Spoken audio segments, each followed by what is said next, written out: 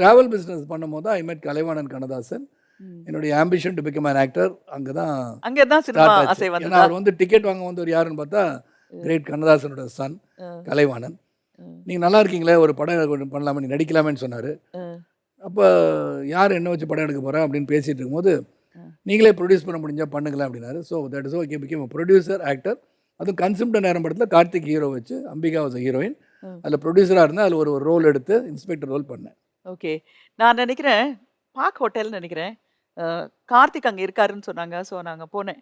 அங்கே போனால் நீங்களா இருந்தீங்க. ஓ ஒரு ஒரு செலிப்ரேஷன் மாதிரி இருந்தீங்க. அப்பதான் அவர் ஒரு ஹேண்ட்ஸம் மேன் அந்த பக்கம் வாக் பண்ணிட்டு இருந்தார். கேட்டா அவர் ப்ரொடியூசர் நாங்க. கார்த்திகோட நல்லா இருக்காரு. இவர் ஏன் ப்ரொடியூசர் ஆனாரு அப்படின்னு நினைச்சேன். ஆனா காலர் போட்டிருந்தீங்க ஷரத் அப்போ. இப்போ வந்து ஹைதராபாத்தில் வந்து பாலச்சந்திரோடு, அப்போ பாலச்சந்திரோடில் வந்து ஐ ஃபெல் ஃப்ரம் ஆல்மோஸ்ட் 50-60 ஃபீட்னு நினைக்கிறேன். ம். அப்போ இந்த நெட்டு இதெல்லாம் கிடையாது, ரோப்லாம் கிடையாது. ஓ. இப்போ தான் ரோப்லலாம் 100 அடியாக இருந்தாலும் ரோப்பில் வந்து இறங்கிடுறாங்கல்ல.